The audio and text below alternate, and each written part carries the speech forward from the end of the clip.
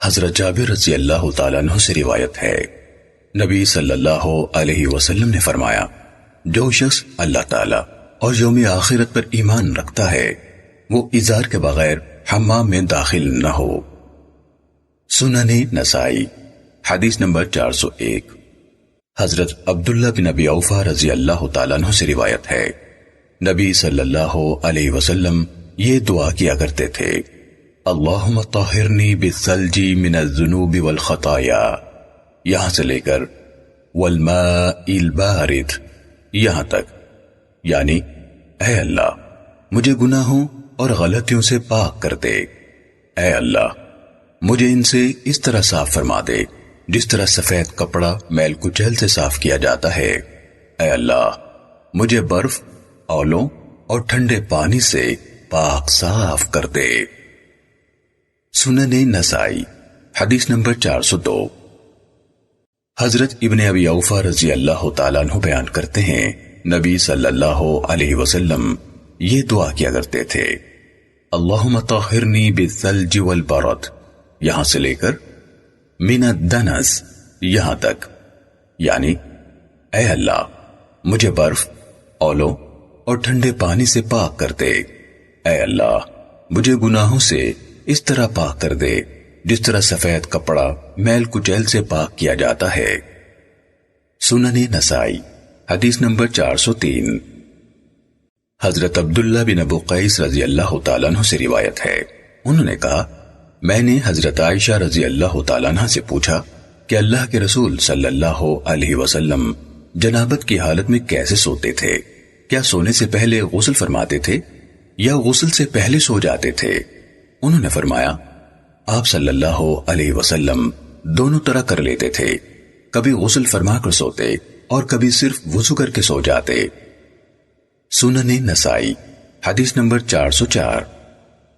حضرت غضیف بن حارث رضی اللہ تعالیٰ عنہ نے کہا، میں حضرت عائشہ رضی اللہ تعالیٰ عنہ کے پاس گیا اور ان سے پوچھا، کیا اللہ کے رسول صلی اللہ علیہ وسلم غسل جنابت رات کے شروع میں فرماتے تھے یا آخر میں؟ انہوں نے فرمایا، آپ صلی اللہ علیہ وسلم دونوں طرح کر لیتے تھے، کبھی شروع رات میں غسل فرما لیا کرتے تھے اور کبھی آخر رات میں۔ میں نے کہا، ہر قسم کی تعریف اللہ کی جس نے اس معاملے میں فراخی رکھی۔ سنن نسائی حدیث نمبر 405۔ حضرت یعلا رضی اللہ تعالیٰ عنہ سے روایت ہے کہ اللہ کے رسول صلی اللہ علیہ وسلم نے ایک آدمی کو کھلی جگہ میں غسل کرتے دیکھا۔ آپ ممبر پر تشریف فرما ہوئے، پھر اللہ کی حمد و ثنا کی اور فرمایا، اللہ عز و جل بہت بردبار، حیادار اور پردے والا ہے، حیا اور پردے کو پسند فرماتا ہے، لہذا جب تم میں سے کوئی غسل کرے تو پردے میں کرے۔ سنن نسائی حدیث نمبر 406۔ حضرت یعلا رضی اللہ تعالیٰ عنہ سے روایت ہے، رسول اللہ صلی اللہ علیہ وسلم نے فرمایا، یقیناً اللہ تعالیٰ بہت پردے والا ہے، جب تم میں سے کوئی غسل کرنے کا ارادہ کرے تو کسی چیز کی اوٹ میں چھپ جائے۔ سنن نسائی حدیث نمبر 407۔ حضرت میمونہ رضی اللہ تعالیٰ عنہ یعنی ام المومنین فرماتی ہیں کہ میں نے اللہ کے رسول صلی اللہ علیہ وآلہ وسلم کے لیے غسل کے لیے پانی رکھا، پھر میں نے آپ کو پردہ کیا، چنانچہ آپ نے غسل فرمایا، پھر میں آپ صلی اللہ علیہ وسلم کے پاس جسم کی صفائی کے لیے ایک کپڑا لائی، آپ نے اس کی ضرورت محسوس نہ کی۔ سنن نسائی حدیث نمبر 408۔ حضرت ابو ہریرہ رضی اللہ تعالیٰ عنہ سے مروی ہے، رسول اللہ صلی اللہ علیہ وسلم نے فرمایا، ایک دفعہ حضرت ایوب علیہ السلام ننگے غسل کر رہے تھے کہ ان پر سونے کی ٹڈیاں گریں، وہ ان کو اپنے کپڑے میں ڈالنے لگے تو ان کو ان کے رب تعالی نے پکارا، اے ایوب کیا میں نے تجھے غنی نہیں بنایا؟ انہوں نے کہا، کیوں نہیں میرے پروردگار، لیکن میں تیری برکتوں سے بے نیازی نہیں برت سکتا۔ سنن نسائی حدیث نمبر 409۔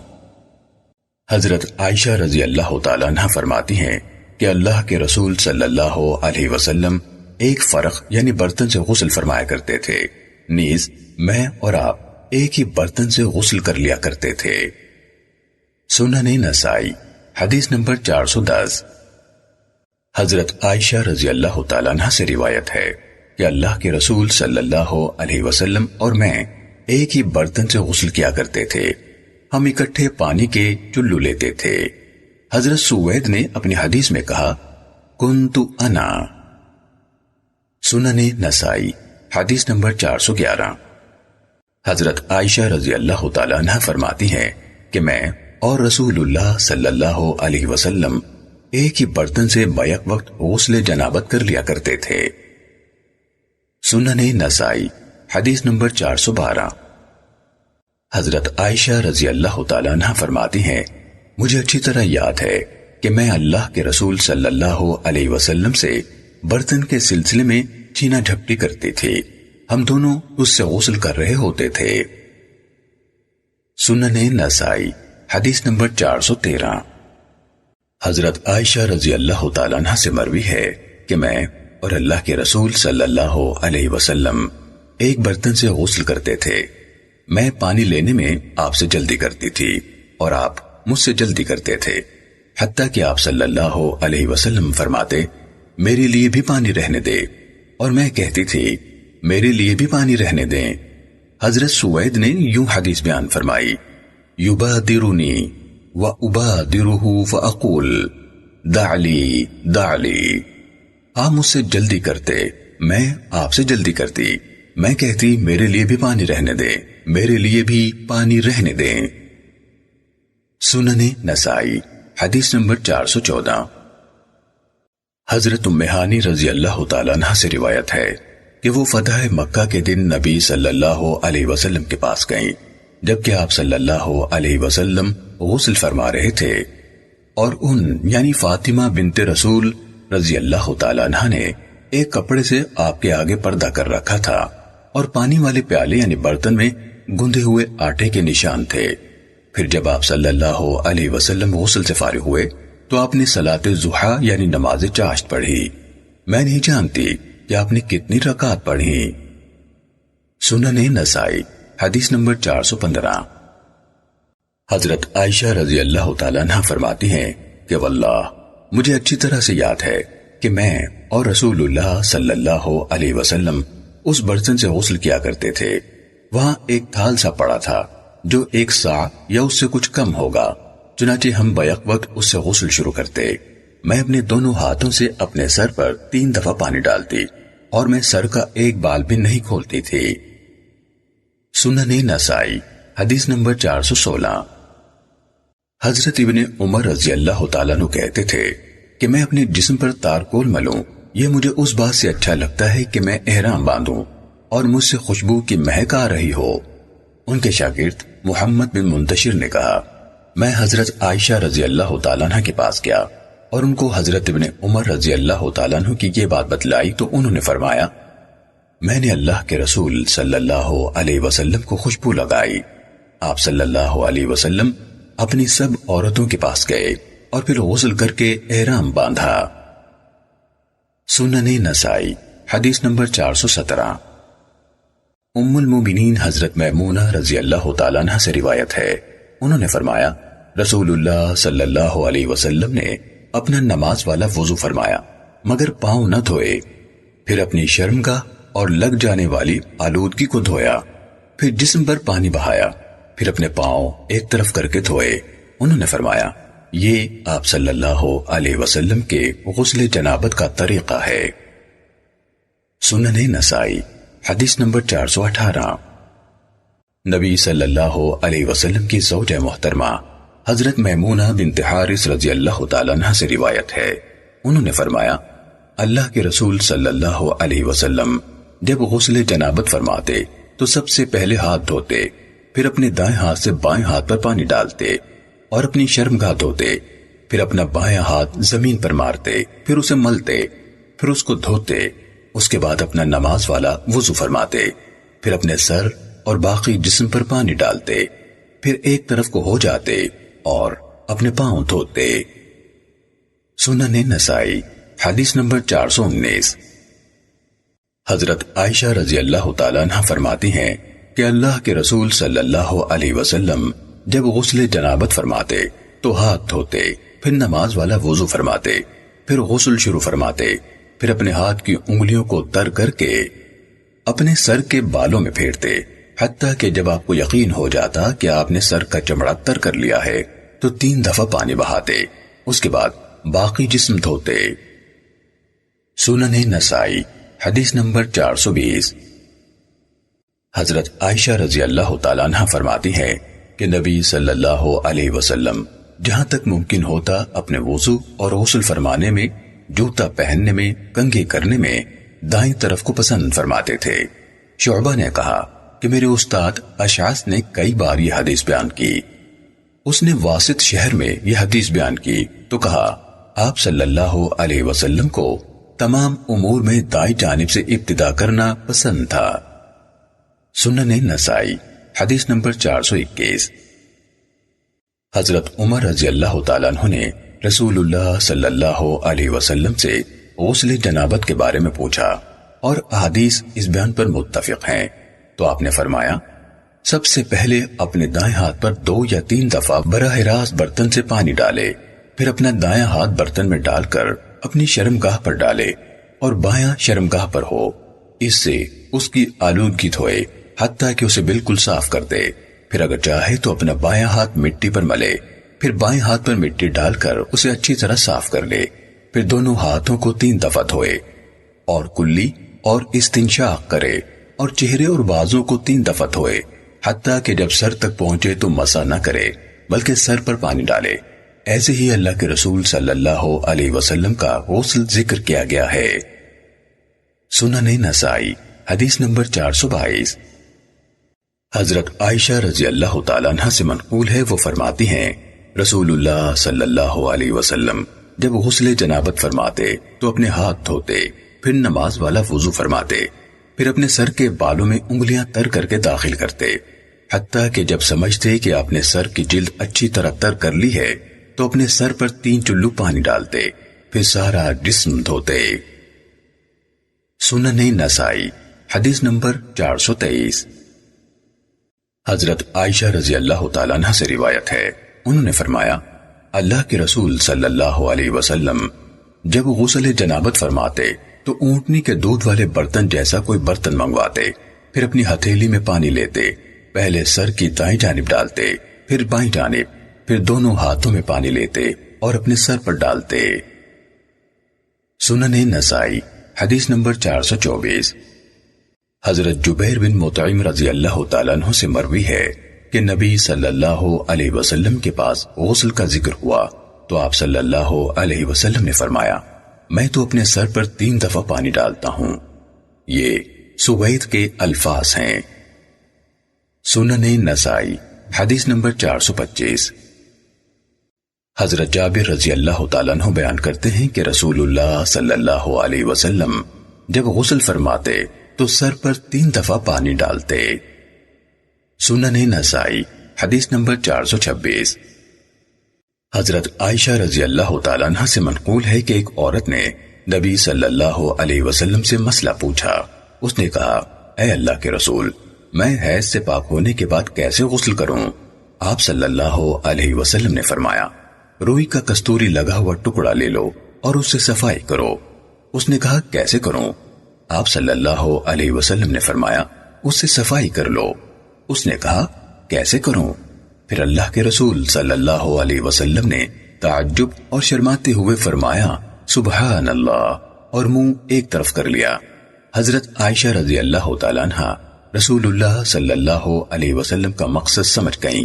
وہ کہتی ہیں چنانچہ میں نے اسے پکڑا اور اپنی طرف کھینچا اور اسے رسول اللہ صلی اللہ علیہ وسلم کا مقصد سمجھایا۔ سنن نسائی حدیث نمبر 427۔ نبی صلی اللہ علیہ وسلم کی زوجہ محترمہ حضرت میمونہ رضی اللہ تعالیٰ عنہ سے روایت ہے کہ نبی صلی اللہ علیہ وسلم نے غسل جنابت فرمایا، چنانچہ آپ صلی اللہ علیہ وسلم نے اپنی شرمگاہ کو دھویا اور اپنا ہاتھ زمین یا دیوار پر ملا، پھر نماز والا وضو فرمایا، پھر اپنے سر اور باقی جسم پر پانی بہایا۔ سنن نسائی حدیث نمبر 428۔ محمد بن علی باقر کہتے ہیں کہ ہم جابر بن عبداللہ رضی اللہ عنہما کے پاس گئے اور ان سے حجۃ الوداع کے بارے میں پوچھا۔ انہوں نے بیان کیا کہ رسول اللہ صلی اللہ علیہ وسلم نکلے تو ذوالقعدہ کے 5 دن باقی تھے، ہم بھی آپ کے ساتھ نکلے۔ جب آپ ذوالحلیفہ پہنچے تو حضرت اسماء بنت عمیس رضی اللہ تعالی عنہما نے محمد بن ابی بکر کو جنم دیا۔ انہوں نے رسول اللہ صلی اللہ علیہ وسلم کو پیغام بھجوایا کہ میں کیا کروں؟ آپ صلی اللہ علیہ وسلم نے فرمایا، غسل کر کے لنگوٹ باندھ لو، پھر احرام باندھ لو۔ سنن نسائی حدیث نمبر 429۔ حضرت عائشہ رضی اللہ تعالیٰ عنہ فرماتی ہیں کہ رسول اللہ صلی اللہ علیہ وسلم غسل کے بعد وضو نہیں فرماتے تھے۔ سنن نسائی حدیث نمبر 430۔ حضرت عائشہ رضی اللہ تعالیٰ عنہ فرماتی ہیں کہ میں اللہ کے رسول صلی اللہ علیہ وسلم کو خوشبو لگاتی تھی، پھر آپ صلی اللہ علیہ وسلم اپنی سب بیویوں کے پاس جاتے، پھر غسل کر کے احرام باندھتے اور آپ سے خوشبو کی مہک آ رہی ہوتی تھی۔ سنن نسائی حدیث نمبر 431۔ حضرت جابر بن عبداللہ رضی اللہ تعالیٰ عنہ سے روایت ہے، رسول اللہ صلی اللہ علیہ وسلم نے فرمایا، مجھے 5 چیزیں ایسی دی گئی ہیں جو مجھ سے پہلے کسی کو نہیں دی گئیں۔ مجھے 1 ماہ کی مسافت تک رعب عطا فرمایا گیا، اور میرے لیے زمین کو نماز کی جگہ اور ذریعہ طہارت بنایا گیا، لہٰذا میری امت کے آدمی کو جہاں بھی نماز پالے وہ پڑھ لے، اور مجھے شفاعت عامہ دی گئی جو مجھ سے پہلے کسی نبی کو نہیں دی گئی، اور مجھے سب لوگوں کی طرف مبعوث کیا گیا ہے، جبکہ دوسرے نبی خاص طور پر اپنی قوم کی طرف بھیجے جاتے تھے۔ سنن نسائی حدیث نمبر 432۔ حضرت ابو سعید رضی اللہ تعالیٰ عنہ سے منقول ہے کہ 2 آدمیوں نے تیمم سے نماز پڑھی، مگر ابھی نماز کا وقت باقی تھا کہ پانی مل گیا۔ ان میں سے ایک نے وضو کیا اور وقت کے اندر ہی دوبارہ نماز پڑھ لی، دوسرے نے دوبارہ نہ پڑھی۔ پھر انہوں نے نبی صلی اللہ علیہ وسلم سے پوچھا تو آپ صلی اللہ علیہ وسلم نے اس آدمی کو جس نے نماز نہیں دہرائی تھی فرمایا، تو نے سنت کے مطابق کیا ہے، تیری پہلی نماز ہی تیرے لیے کافی ہے۔ اور دوسرے آدمی سے فرمایا، تجھے دوہرا ثواب ملے گا۔ سنن نسائی حدیث نمبر 433۔ عطا بن یسار سے روایت ہے کہ 2 آدمی، اور ساری حدیث بیان کی۔ سنن نسائی حدیث نمبر 434۔ حضرت طارق بن شہاب سے روایت ہے کہ ایک آدمی جنبی ہو گیا، اسے پانی نہ ملا تو اس نے نماز نہ پڑھی، پھر وہ نبی صلی اللہ علیہ وسلم کے پاس آیا اور آپ سے اس بات کا ذکر کیا تو آپ صلی اللہ علیہ وسلم نے فرمایا، تو نے ٹھیک کیا۔ ایک اور آدمی جنبی ہوا، اسے پانی نہ ملا تو اس نے تیمم کر کے نماز پڑھ لی اور نبی صلی اللہ علیہ وسلم کے پاس آیا، آپ صلی اللہ علیہ وسلم نے اسے بھی وہی لفظ کہے جو دوسرے سے کہے تھے، یعنی تو نے ٹھیک کیا۔ سنن نسائی حدیث نمبر 435۔ حضرت ابن عباس رضی اللہ تعالیٰ عنہما سے منقول ہے کہ حضرت علی، حضرت مقداد اور حضرت عمار رضی اللہ عنہم آپس میں باتیں کر رہے تھے تو حضرت علی رضی اللہ تعالیٰ عنہ نے کہا، تحقیق مجھے مزی بہت آتی ہے اور مجھے یہ مسئلہ اللہ کے رسول صلی اللہ علیہ وسلم سے پوچھتے ہوئے شرم آتی ہے، کیونکہ آپ کی صاحبزادی میرے نکاح میں ہے، اس لیے تم میں سے کوئی آپ سے یہ مسئلہ پوچھے۔ عطا نے کہا، ابن عباس رضی اللہ تعالیٰ عنہ نے مجھے بتایا کہ ان دونوں میں سے کسی نے آپ سے پوچھا، میں اس کا نام بھول گیا، چنانچہ نبی صلی اللہ علیہ وسلم نے فرمایا، جب تم میں سے کوئی مزی کو پائے تو اسے اپنے جسم یعنی شرمگاہ وغیرہ سے دھو دے اور نماز والا وضو کرے۔ سنن نسائی حدیث نمبر 436۔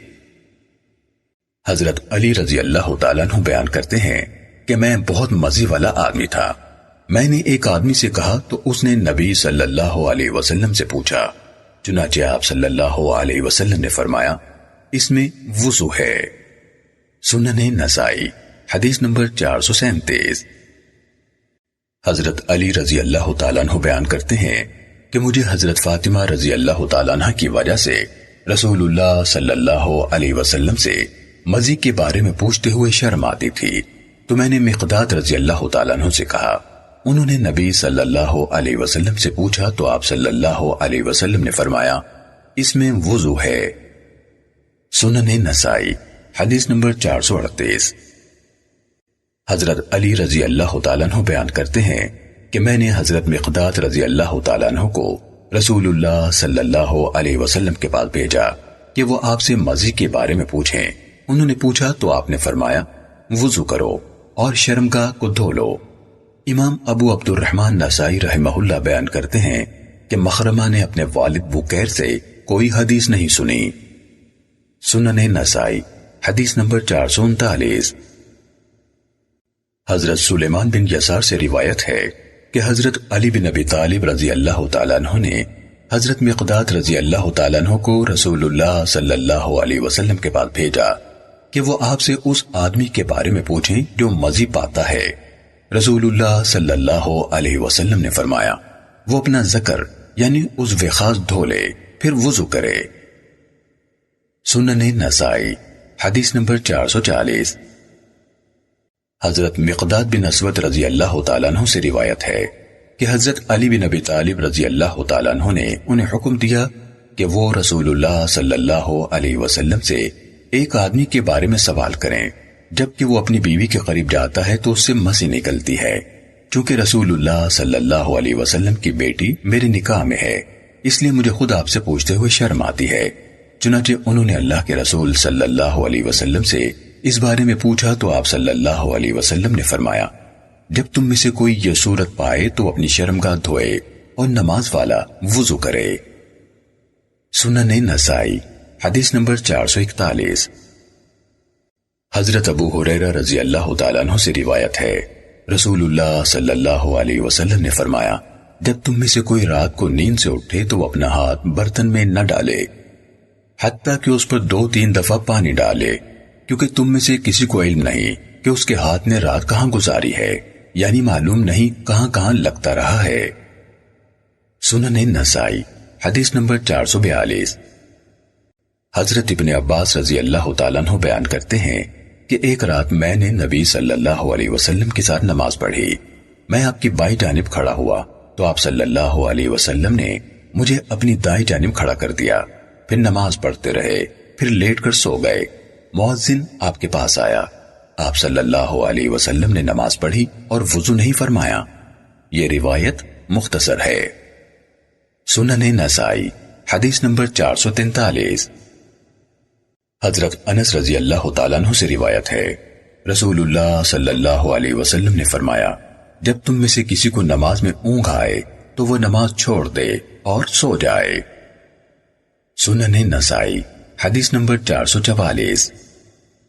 حضرت بصرہ رضی اللہ تعالی عنہ سے روایت ہے رسول اللہ صلی اللہ علیہ وسلم نے فرمایا جو شخص اپنی شرمگاہ کو ہاتھ لگائے تو چاہیے کہ وہ وضو کرے۔ سنن نسائی حدیث نمبر 445۔ حضرت بصرہ بنت صفوان رضی اللہ تعالی عنہ سے منقول ہے نبی صلی اللہ علیہ وسلم نے فرمایا جب تم میں سے کوئی اپنا ہاتھ اپنی شرمگاہ کو لگائے تو وضو کرے۔ سنن نسائی حدیث نمبر 446۔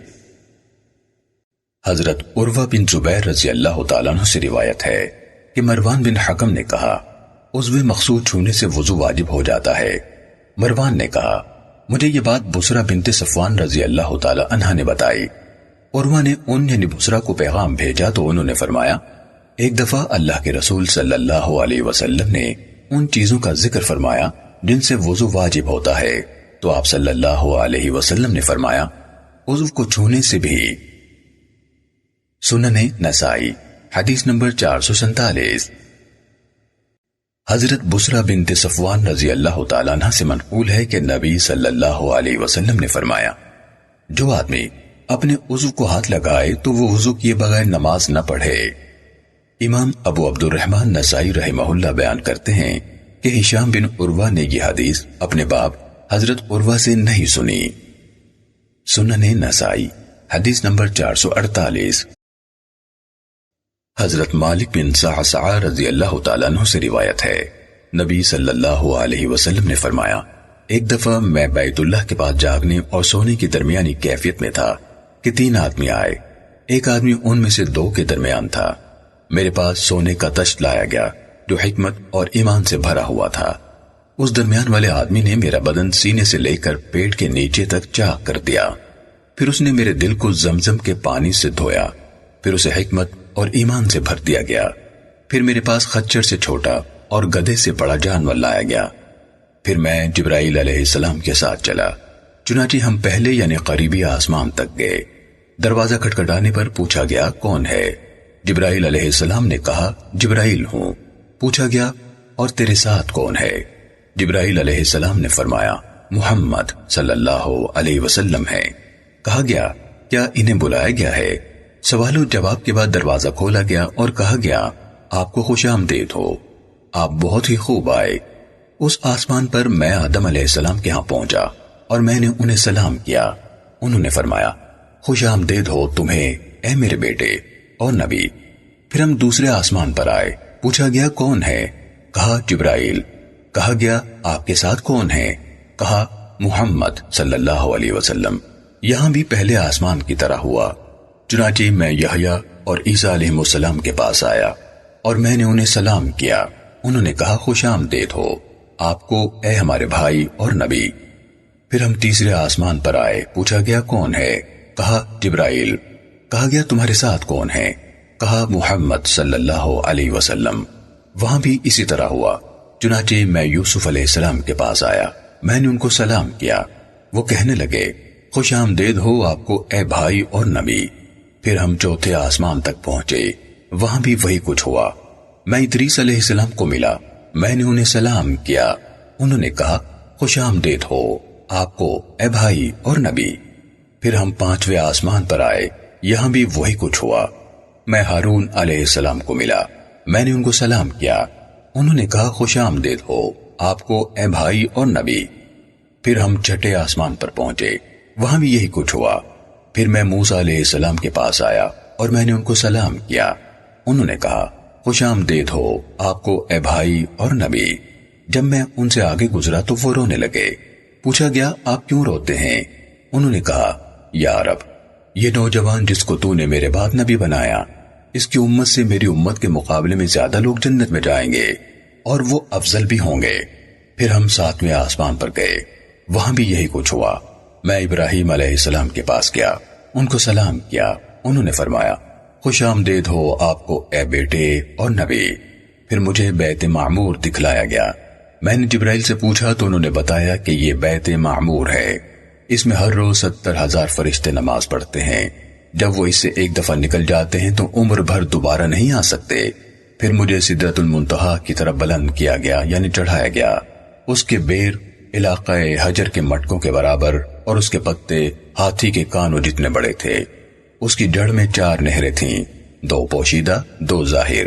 میں نے جبرائیل علیہ السلام سے پوچھا تو انہوں نے بتایا کہ پوشیدہ نہریں تو جنت میں ہیں اور ظاہر نیل و فرات ہیں۔ پھر مجھ پر 50 نمازیں فرض کی گئیں۔ میں واپس موسیٰ علیہ السلام کے پاس آیا تو انہوں نے پوچھا کیا کرائے؟ میں نے کہا مجھ پر 50 نمازیں فرض کی گئی ہیں۔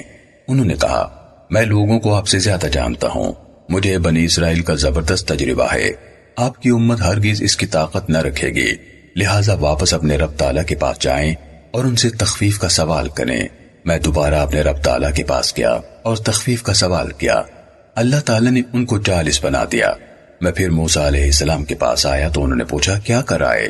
میں نے کہا اللہ تعالیٰ نے 40 کر دی ہیں، لیکن انہوں نے پھر پہلی بات دہرائی۔ میں پھر اپنے رب تعالیٰ کے پاس گیا تو اللہ تعالیٰ نے 30 کر دیں۔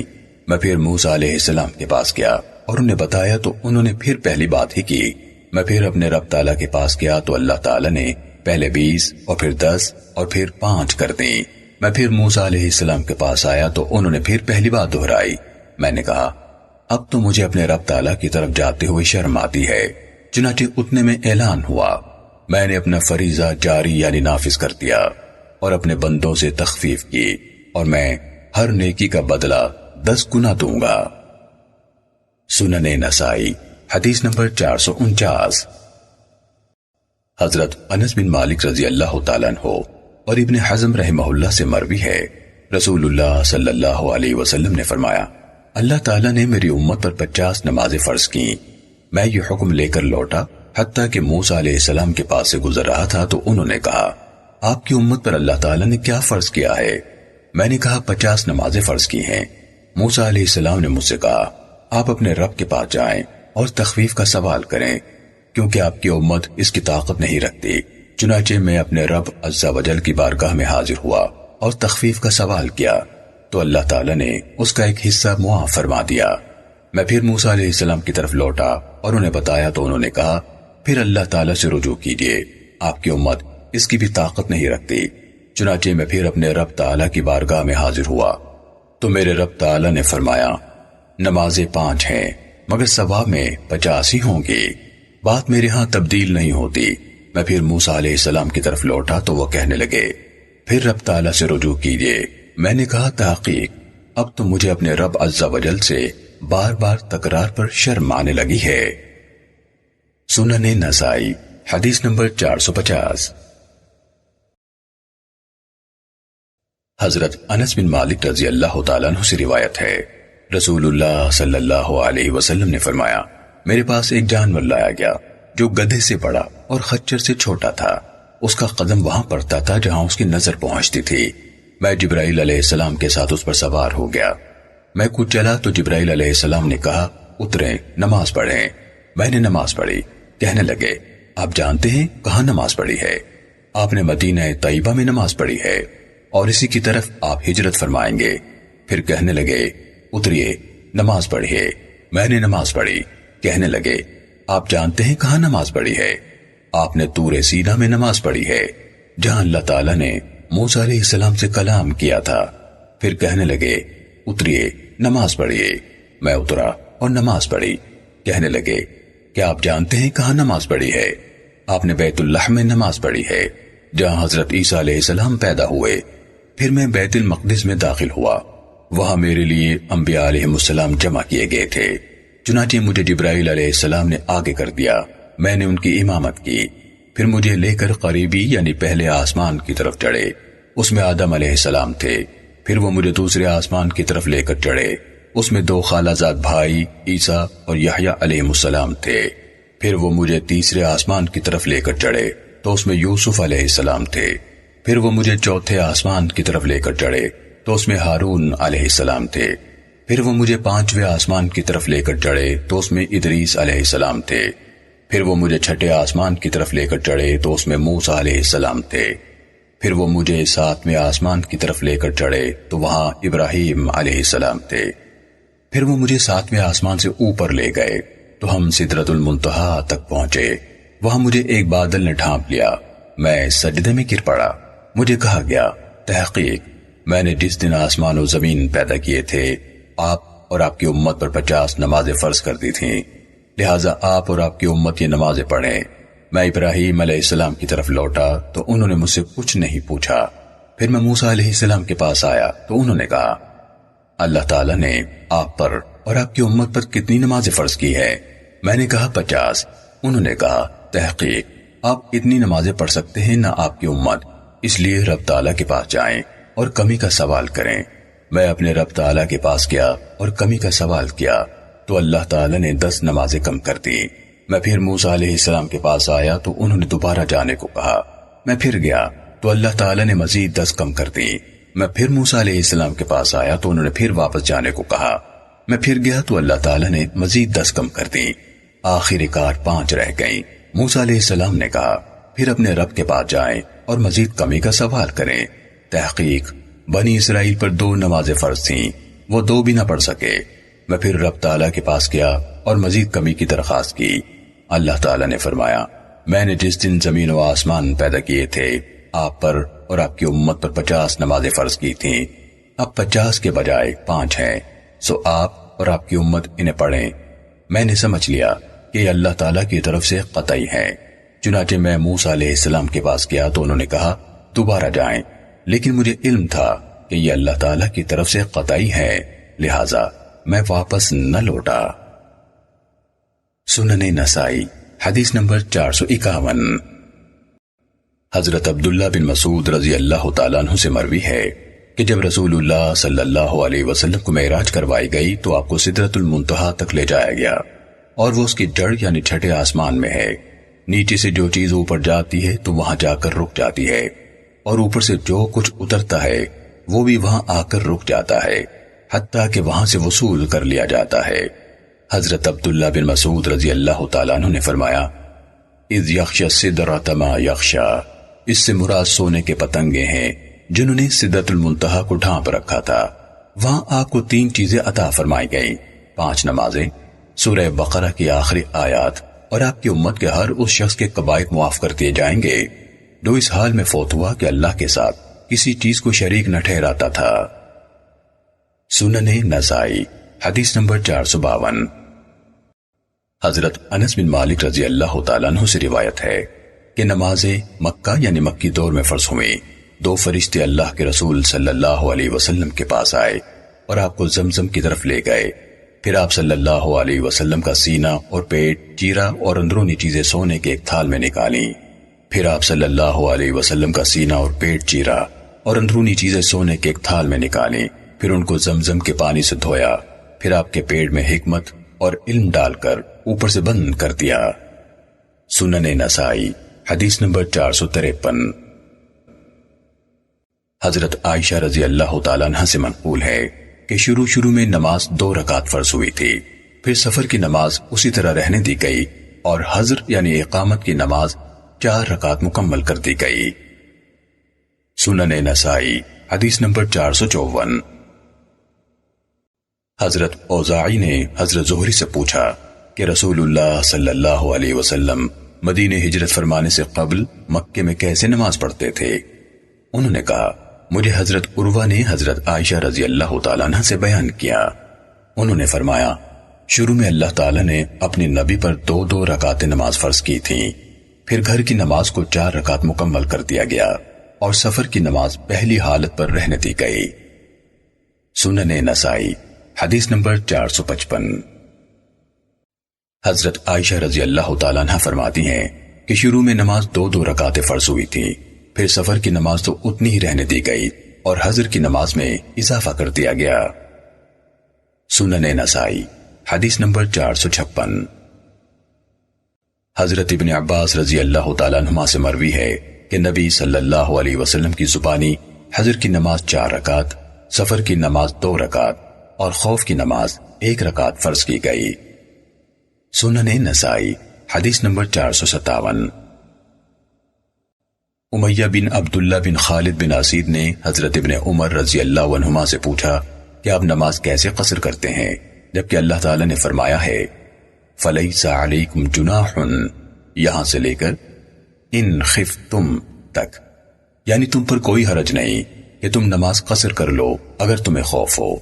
حضرت ابن عمر رضی اللہ تعالیٰ عنہما نے فرمایا، اے میرے بھتیجے، اللہ کے رسول صلی اللہ علیہ وسلم ہمارے پاس تشریف لائے تو ہم گمراہ تھے، آپ نے ہمیں تعلیم دی، جو کچھ آپ نے سکھایا اس میں یہ بھی تھا کہ اللہ تعالیٰ نے ہمیں حکم دیا ہے کہ ہم سفر میں 2 رکعتیں پڑھیں۔ محمد بن عبداللہ شعیسی نے کہا، زہری یہ حدیث عبداللہ بن ابو بکر سے بیان کرتے تھے۔ سنن نسائی حدیث نمبر 458۔ حضرت طلحہ بن عبید اللہ رضی اللہ تعالیٰ عنہ بیان کرتے ہیں کہ نجد والوں میں سے ایک آدمی رسول اللہ صلی اللہ علیہ وسلم کے پاس آیا۔ اس کے سر کے بال بکھرے ہوئے تھے، ہم اس کی آواز کی بنبناہٹ تو سنتے تھے لیکن ہمیں اس کی بات سمجھ میں نہیں آ رہی تھی، حتیٰ کہ وہ قریب آ گیا تو ناگہاں وہ اسلام کے بارے میں پوچھنے لگا۔ رسول اللہ صلی اللہ علیہ وسلم نے اس سے فرمایا، دن اور رات میں 5 نمازیں ہیں۔ اس نے کہا، کیا ان کے علاوہ بھی کوئی نماز مجھ پر فرض ہے؟ آپ صلی اللہ علیہ وسلم نے فرمایا، نہیں، مگر یہ کہ تو نفل پڑھے۔ آپ صلی اللہ علیہ وسلم نے فرمایا، اور ماہ رمضان کے روزے ہیں۔ اس نے کہا، کیا ان کے علاوہ بھی کوئی روزہ مجھ پر فرض ہے؟ آپ صلی اللہ علیہ وسلم نے فرمایا، نہیں، مگر یہ کہ تو نفل روزے رکھے۔ اسی طرح رسول اللہ صلی اللہ علیہ وسلم نے اس کے لیے زکوٰۃ کا ذکر فرمایا۔ اس نے کہا، کیا اس کے علاوہ بھی مجھ پر کچھ مالی صدقہ فرض ہے؟ آپ نے فرمایا، نہیں، مگر یہ کہ تو نفلی صدقہ دے۔ وہ آدمی واپس مڑا اور کہہ رہا تھا، اللہ کی قسم، نہ اس سے زائد کروں گا نہ اس میں کمی کروں گا۔ رسول اللہ صلی اللہ علیہ وسلم نے فرمایا، اگر یہ سچا ہوا تو کامیاب رہا۔ سنن نسائی حدیث نمبر 459۔ حضرت انس رضی اللہ تعالیٰ عنہ سے منقول ہے کہ کہ ایک آدمی نے رسول اللہ صلی اللہ علیہ وسلم سے سوال کیا، اے اللہ کے رسول، اللہ تعالیٰ نے اپنے بندوں پر کتنی نمازیں فرض کی ہیں؟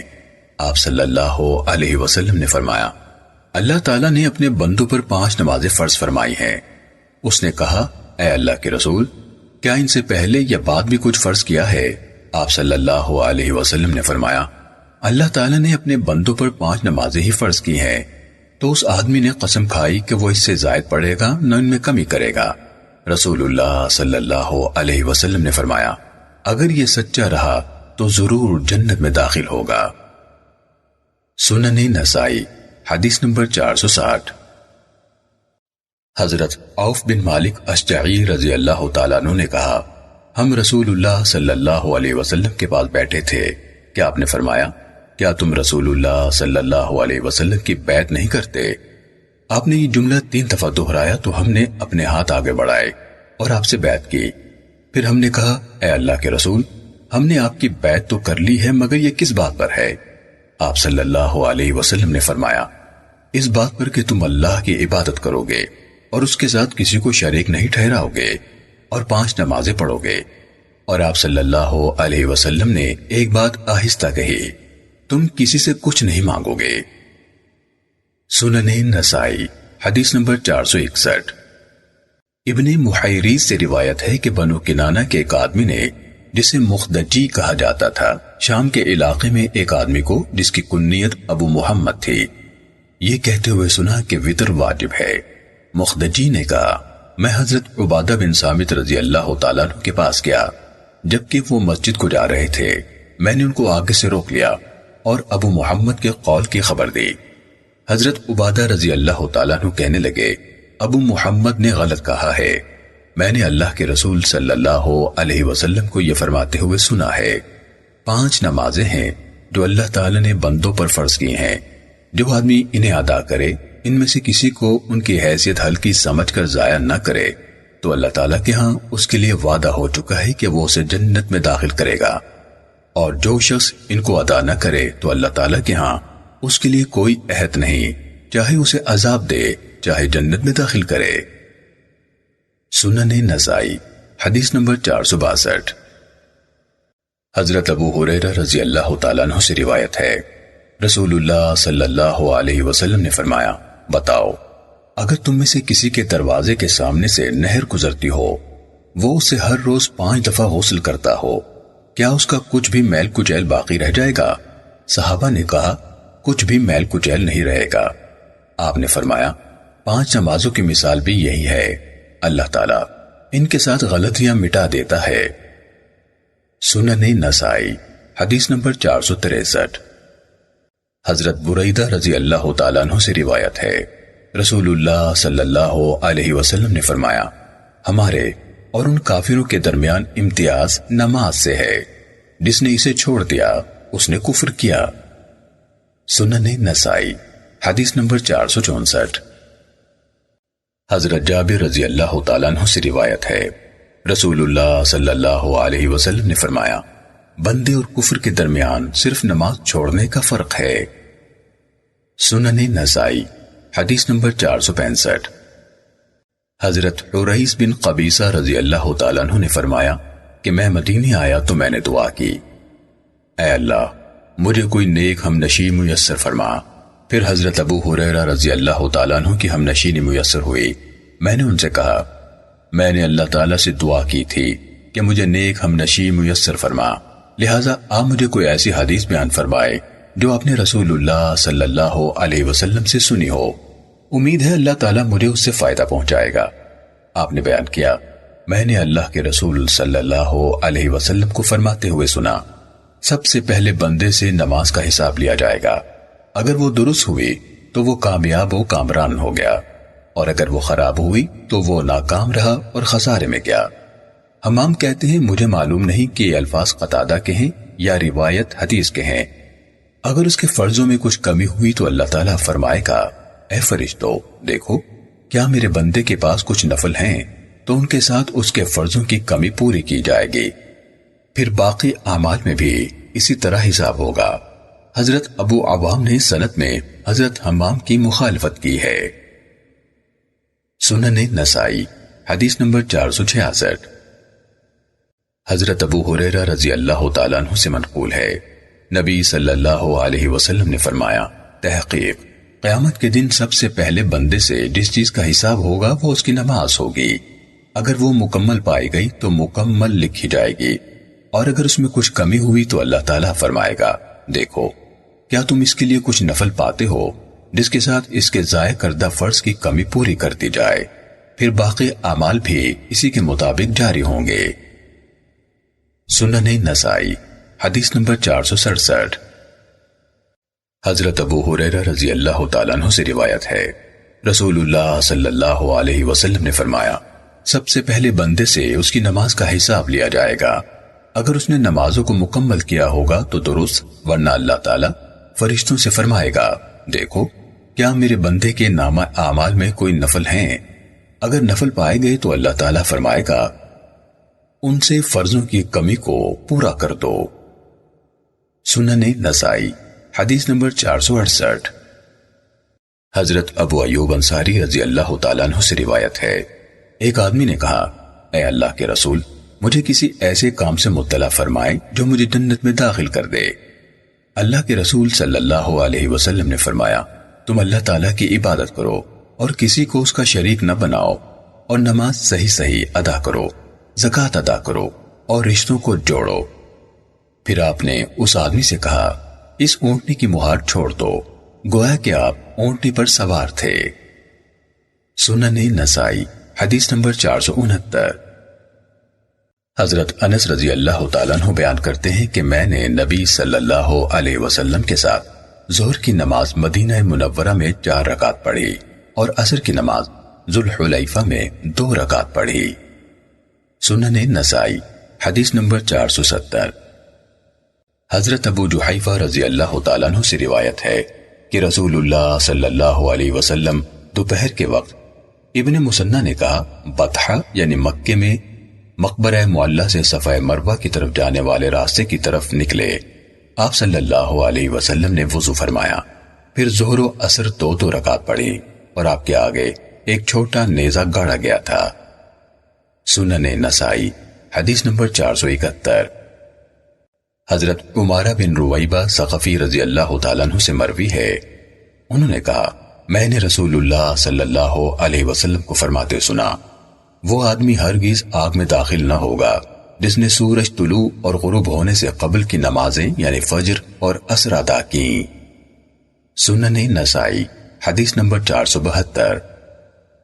نبی صلی اللہ علیہ وسلم کی زوجہ محترمہ حضرت عائشہ رضی اللہ تعالیٰ عنہ کے آزاد کردہ غلام ابو یونس کہتے ہیں کہ حضرت عائشہ رضی اللہ تعالیٰ عنہ نے مجھے حکم دیا کہ میں ان کے لیے قرآن مجید کا ایک نسخہ لکھوں۔ فرمانے لگی، جب تو اس آیت پر پہنچے، حافظوا علی الصلوات والصلاة الوسطی، یعنی نمازوں کی خصوصاً صلاۃ وسطی کی پابندی کرو تو مجھے اطلاع کرنا۔ جب میں اس آیت پر پہنچا تو آپ نے مجھے یوں لکھوایا، حافظوا علی الصلوات والصلاة الوسطی وصلاة العصر وقوموا للہ قانتین۔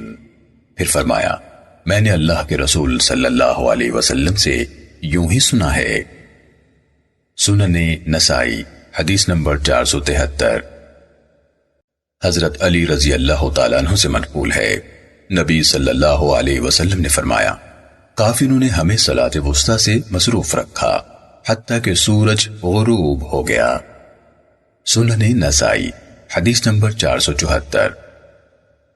ابو ملیح بیان کرتے ہیں کہ ہم ایک ابر آلود دن میں حضرت بریدہ رضی اللہ تعالیٰ عنہ کے ساتھ تھے تو انہوں نے کہا، نماز عصر جلدی پڑھ لو، کیونکہ اللہ کے رسول صلی اللہ علیہ وسلم نے فرمایا ہے، جس نے عصر کی نماز چھوڑ دی اس کا عمل ضائع ہو گیا۔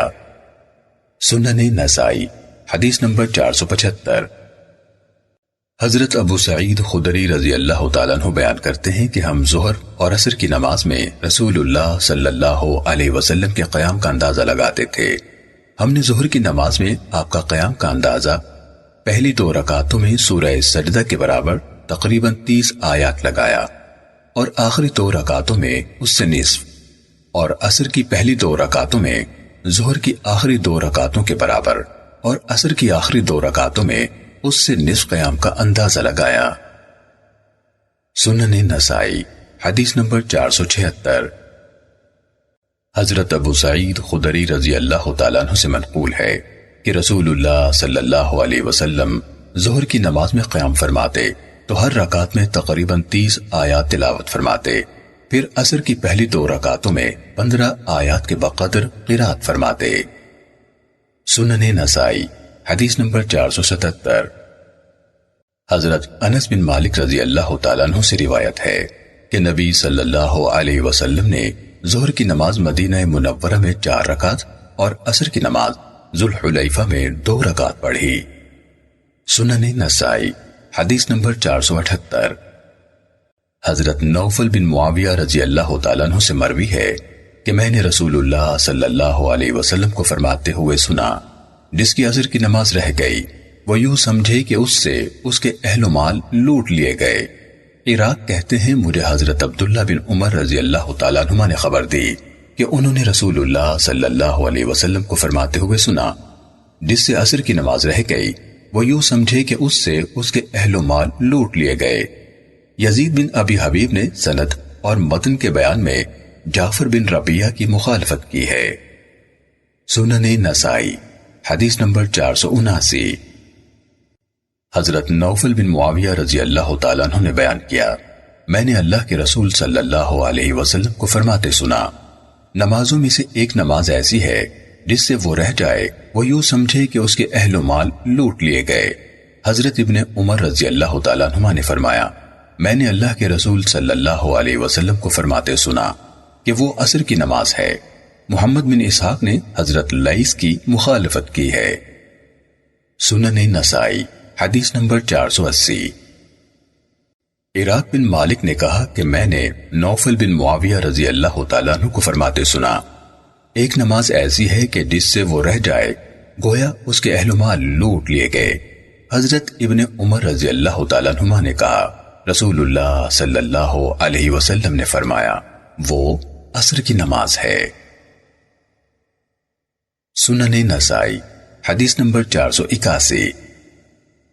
سلمہ بن قحیل سے روایت ہے، انہوں نے فرمایا میں نے حضرت سعید بن جبیر کو مزدلفہ میں دیکھا، انہوں نے اقامت کہی اور مغرب کی نماز 3 رکعت پڑھی، پھر اقامت کہی اور عشاء کی نماز 2 رکعت پڑھی، پھر انہوں نے ذکر کیا کہ حضرت ابن عمر رضی اللہ تعالیٰ عنہ نے اس جگہ ان کو ایسے ہی نماز پڑھائی، اور حضرت ابن عمر رضی اللہ تعالیٰ عنہ نے ذکر کیا کہ اللہ کے رسول صلی اللہ علیہ وسلم نے اس جگہ اسی طرح کیا تھا۔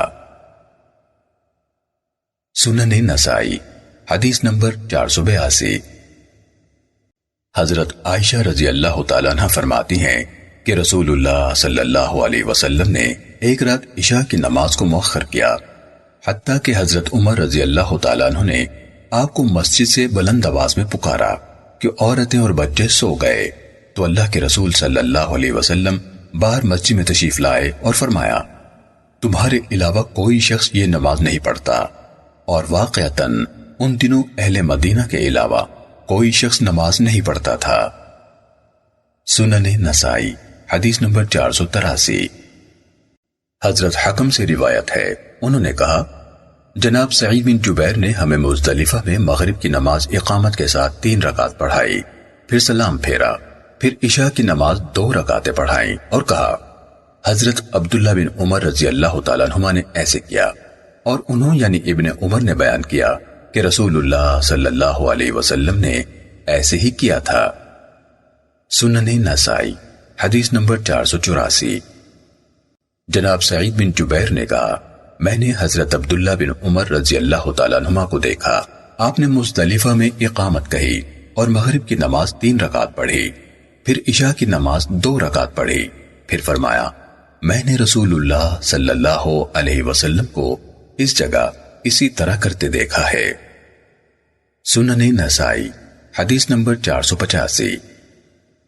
حضرت ابو ہریرہ رضی اللہ تعالیٰ عنہ سے منقول ہے، رسول اللہ صلی اللہ علیہ وسلم نے فرمایا رات اور دن کے وقت فرشتے تم پر باری باری آتے ہیں، اور فجر اور عصر کی نماز میں دن اور رات کے فرشتے جمع ہو جاتے ہیں، پھر جن فرشتوں نے تم میں رات گزاری ہوتی ہے وہ اوپر جاتے ہیں، اللہ تعالیٰ ہم سے پوچھتا ہے، حالانکہ اللہ تعالیٰ اپنے بندوں کو خوب جانتا ہے، تم میرے بندوں کو کس حال میں چھوڑ کر آئے ہو؟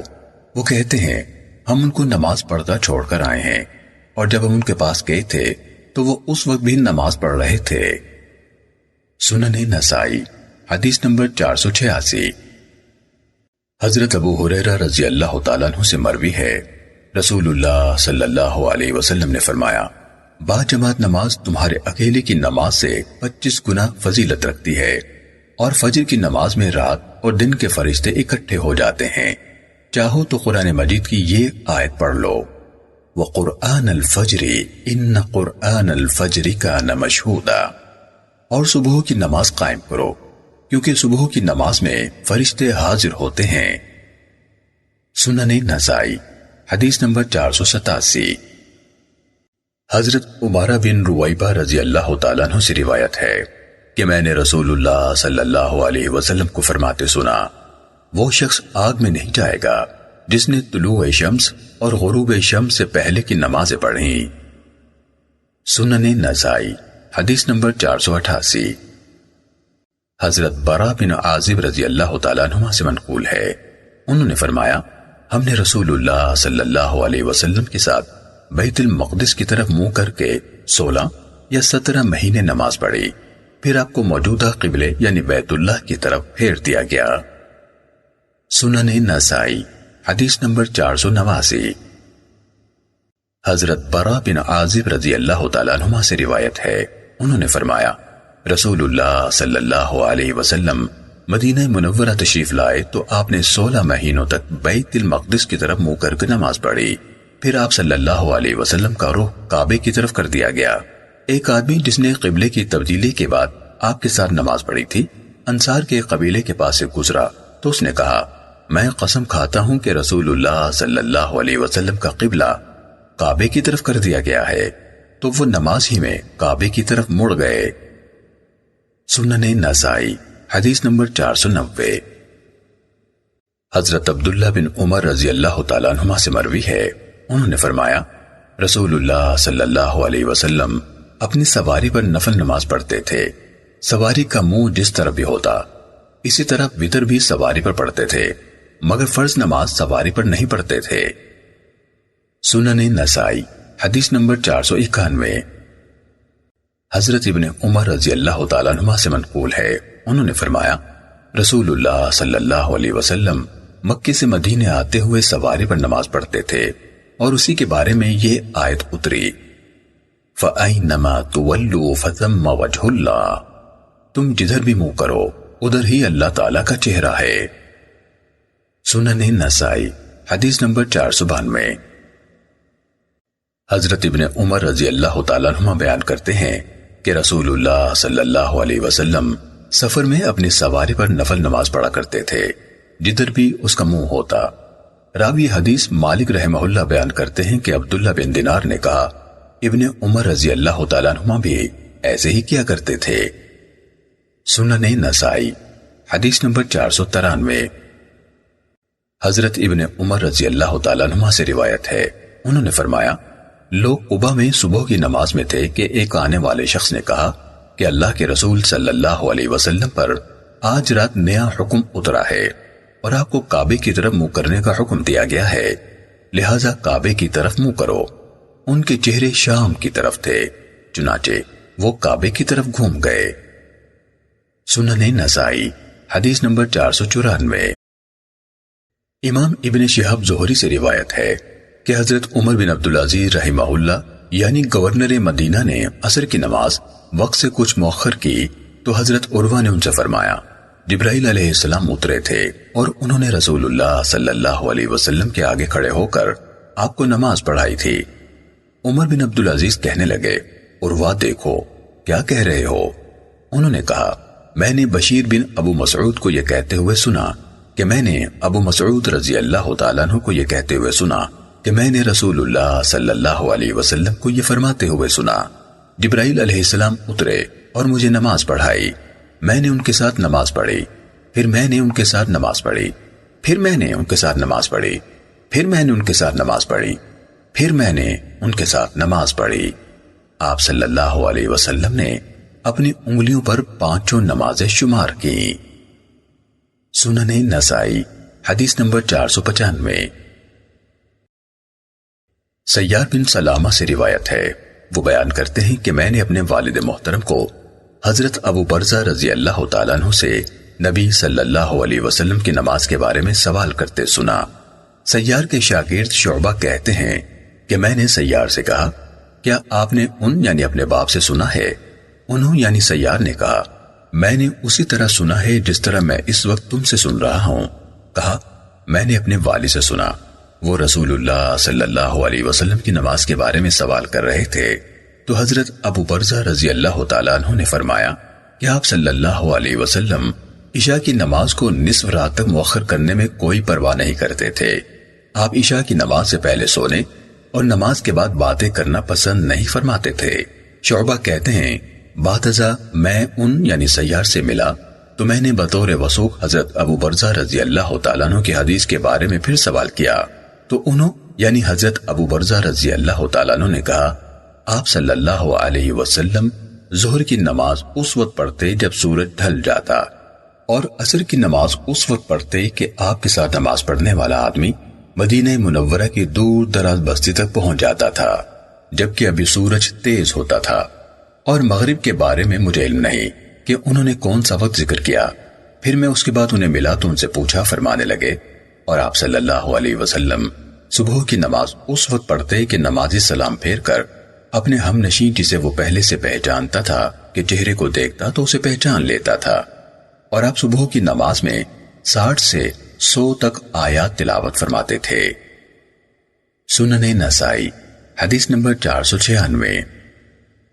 حضرت انس رضی اللہ تعالیٰ عنہ سے منقول ہے کہ رسول اللہ صلی اللہ علیہ وسلم سورج ڈھلنے کے وقت اپنے حجرہ مبارکہ سے نکلے اور انہیں نماز ظہر پڑھائی۔ سنن نسائی حدیث نمبر 497۔ حضرت خباب رضی اللہ تعالیٰ عنہ سے روایت ہے، انہوں نے فرمایا، ہم نے رسول اللہ صلی اللہ علیہ وسلم سے زمین کے گرم ہونے کا شکوہ کیا، لیکن آپ نے ہماری شکایت دور نہ کی۔ ابو اسحاق سے کہا گیا، یعنی صحابہ کرام رضی اللہ عنہم کا شکوہ نماز جلدی پڑھنے کے بارے میں تھا۔ انہوں نے کہا، ہاں۔ سنن نسائی حدیث نمبر 498۔